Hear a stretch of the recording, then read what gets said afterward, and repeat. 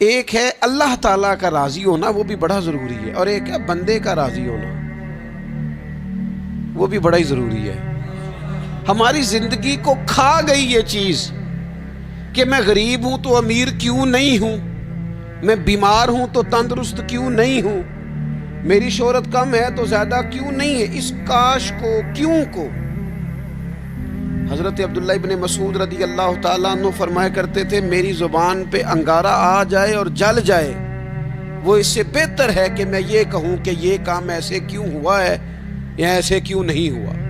میرے رب نے جو کیا ہے، جس وقت کیا ہے، جس کرم سے کیا ہے، اس نے بہتر ہی کیا ہے۔ اللہ تعالیٰ کی رضا پہ راضی رہنا، اس کے فیصلوں کو تسلیم کرنا، مقام تسلیم و رضا پہ رہنا۔ قرآن مجید میں نا اہل ایمان کی جو علامت بیان کی ہے، اور جگہ جگہ صحابہ کرام علیہم رضوان کے لیے جو لفظ آیا ہے وہ بڑا قابل غور ہے۔ وہ لفظ یہ ہے کہ رضی اللہ عنہم ورضوا عنہ، فرمایا وہ لوگ ہیں کہ اللہ ان سے راضی ہے اور وہ اللہ سے راضی ہے، وہ بھی اپنے رب سے بڑے راضی ہیں۔ مقام تسلیم و رضا ہے، رضی اللہ عنہم ورضوا عنہ، اللہ ان سے راضی ہے اور وہ، یہ سورۃ المائدہ ہے، تو رب کیا فرماتا ہے؟ ذالک الفوز العظیم، یہ بہت بڑی کامیابی ہے کہ بندہ اللہ سے راضی ہو اور اللہ اپنے بندے سے راضی ہو، تو ذالک الفوز العظیم، یہ بڑی کامیابی۔ یہ دیکھیے، یہ آیہ کریمہ ہے قرآن مجید کی، سورہ بقرہ کی آیت نمبر 216 ہے۔ یہ نا بہت بڑا فلسفہ ہے رب کی رضا پہ راضی رہنے کا۔ یہ آیہ کریمہ میں سمجھتا ہوں اگر کسی بندے کو پوری طرح یہ سمجھ آ جائے نا، تو پھر عقیدہ توحید بھی پکا ہو جائے گا، اس کا نظریہ اپنے رب کی رضا پہ مستحکم ہو جائے گا۔ اللہ تعالیٰ نے کیا ارشاد فرمایا، ذرا انداز دیکھیے رب کریم کا اپنے بندوں پر کرم کرنے کا اور سمجھانے کا۔ فرمایا کتبہ علیکم القتال وہو کرہ لکم، تم پر نہ جہاد فرض کیا گیا ہے اگرچہ وہ تمہیں ناگوار ہی ہو، چاہے تمہیں اچھا نہ لگے۔ کتبہ علیکم القتال وہو کرہ لکم، فرمایا تم پر جہاد ضروری قرار دیا گیا ہے، لڑنا اللہ کی راہ میں تم پر ضروری ہے، فرض ہے، اگرچہ وہ تمہیں ناگوار ہو۔ اور پھر آگے پتہ کیا فرمایا؟ حد کر دی۔ بڑی بڑی دنیا میں لوگ معرفت ڈھونڈ کے لائیں گے پر دم توڑ جائے گی۔ کیا سمجھایا ہے اور کیا معرفت دی ہے اپنے بندے کو۔ اللہ کریم نے ارشاد فرمایا وَعَسَىٰ أَن تَكْرَهُوا شَيْئًا، فرمایا قریب ہے کہ کوئی بات تمہیں بری لگے، وَهُوَ خَيْرٌ لَكُمْ، اور وہی تمہارے لیے بہتر ہو۔ اور جب آپ وقت دیتے ہیں تو بہت سارے معاملات ٹھیک ہو جاتے ہیں۔ حضرت عمار بن یاسر، بڑا شروع میں کلمہ پڑھا، ان لوگوں نے بڑی تکلیفیں اٹھائیں جنہوں نے آغاز اسلام میں کلمہ پڑھا، حالات اور طرح کے۔ حضرت عمار بن یاسر رضی اللہ تعالیٰ عنہ فرماتے ہیں کہ بڑی تکلیف دیتے۔ حضرت عمار بن یاسر رضی اللہ تعالیٰ عنہ کی جو والدہ ہیں وہ اسلام کی پہلی شہیدہ ہیں، حضرت سمیہ ان کا نام تھا، اسلام کی پہلی شہیدہ۔ ان کے زیر ناف ابو جہل نے نیزہ مار کے انہیں شہید کر دیا۔ حضرت عمار بن یاسر رضی اللہ تعالیٰ عنہ فرماتے ہیں کہ میرے والد کو اتنی تکلیفیں دی گئیں کہ وہ ان اذیتوں کی وجہ سے دنیا سے پردہ کریں۔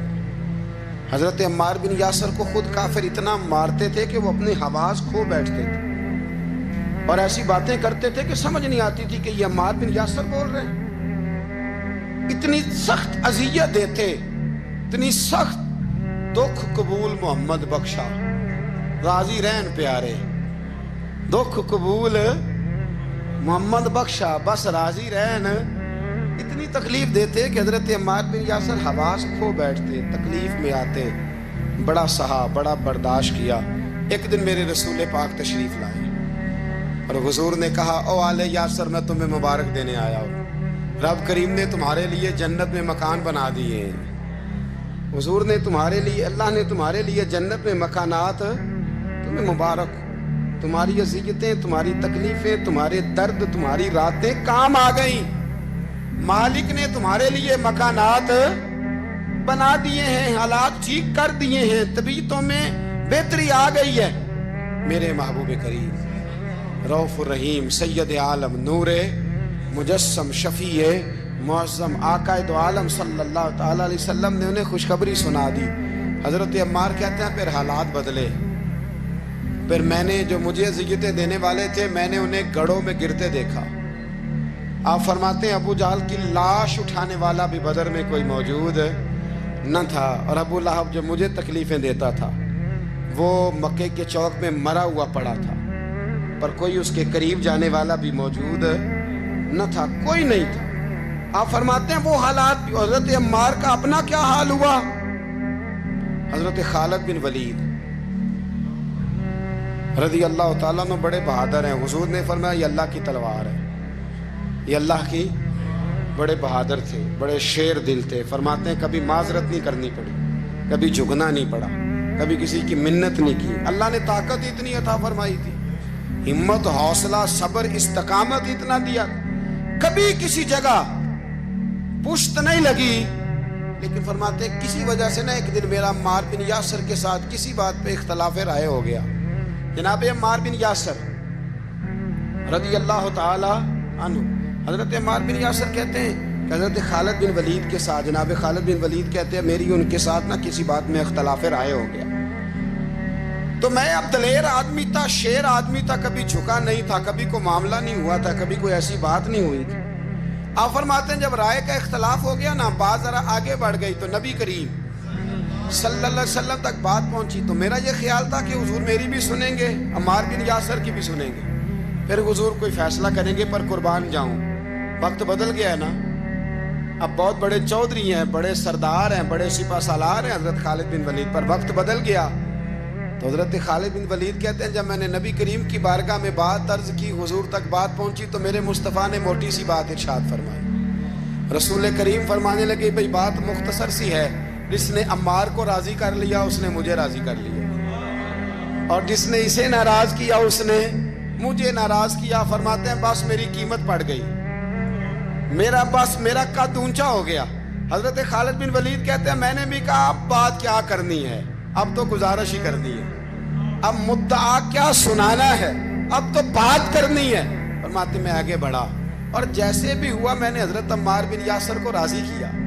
حضرت عمار کہتے ہیں ایک وقت وہ تھا اور ایک وقت یہ ہے، جب دونوں وقتوں کو دیکھتا ہوں تو کہتا ہوں الحمدللہ رب العالمین، یہ ساری تعریفیں اس رب کے لیے ہیں جو تمام جہانوں کو پالنے والا۔ وقت دیں معاملات کو، ٹائم دیں۔ آپ دیکھیں اللہ تبارک و تعالیٰ بڑا کریم ہے، وقت کے ساتھ جب چیزیں تبدیل ہوتی ہیں اپنے ٹائم کے۔ حضرت بلال حبشی رضی اللہ تعالیٰ، بڑا مشکل نہیں، اکیلا آدمی، غریب آدمی، مکے کے سارے سرداروں کے قابو آ گیا۔ حضرت حسان میں نے خود اپنی آنکھوں سے دیکھا، حضرت بلال کے گلے میں رسی ڈال کے بچے کھینچا کرتے تھے۔ یار خاصا مشکل کام نہیں۔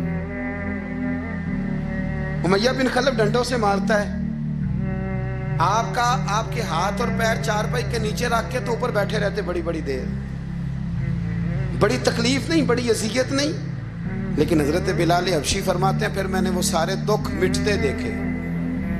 وقت بیت گیا، وہی امیہ بن خلف ایک دن گھوڑے پہ تھا، گھوڑے اپنے کو تیار کر رہا تھا، لگام ڈال رہا تھا۔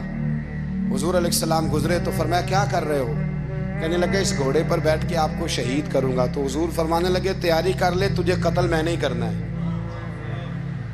پھر جنگ کے موقع پہ نا ہلکی سی خراش لگائی رسول پاک نے اسے، یہاں گلے پہ، تڑپتا تھا، روتا تھا، سسکتا تھا۔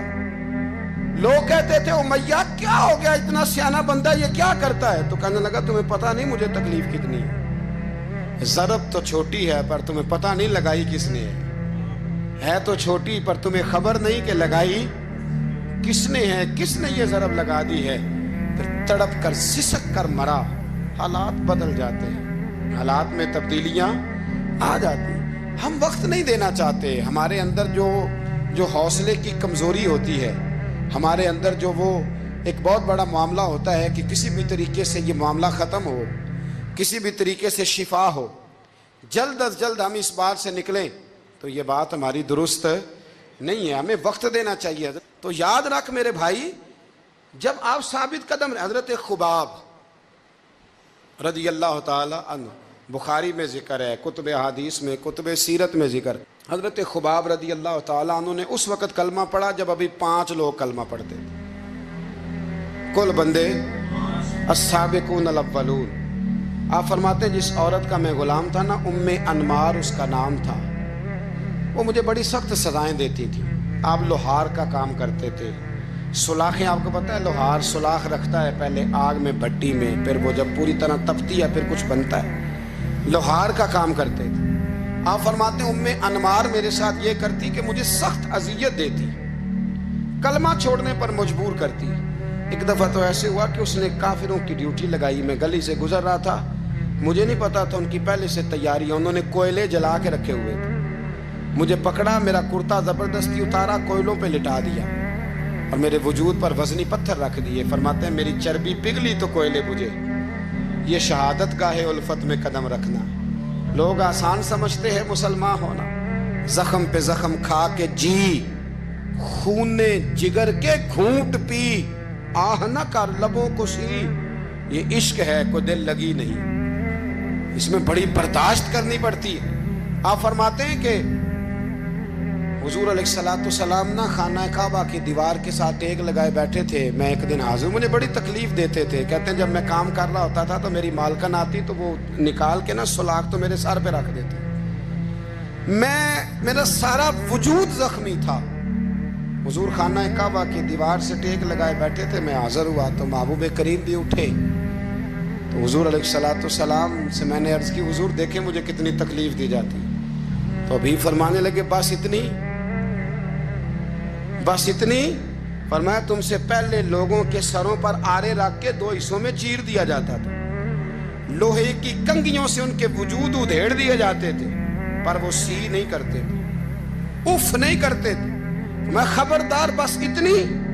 اور پھر میرے حضور نے ہاتھ اٹھائے، کہا اے اللہ خباب کی مدد فرما، اے اللہ خباب کی، اتنے لفظ ادا کی۔ حضرت خباب کہتے ہیں پھر میں نے وقت کو وقت دیا، پھر میں نے حالات کو وقت دیا، پھر میں نے اپنے محبوب کی دعا کو قبول ہوتے دیکھا۔ فرماتے ہیں وہ میری مالکن جو مجھے تکلیف دیتی تھی، اذیت دیتی تھی، پھر اس کا حال یہ تھا کہ اس کے سر میں درد اٹھا، اور جس طرح کتا چیختا ہے جب اسے مارا جاتا ہے تو وہ چلاتا ہے، اس طرح وہ آوازیں نکالتی۔ پھر وہ بہت بڑے طبیب کے پاس گئی تو اسے کسی نے کہا کہ لوہے کی سلاخوں سے اپنے سر کو دگوایا کر، داغ دیا کر، اسے چلایا کر جگہ جگہ سے تاکہ تیرے اندر کا درد ختم ہو۔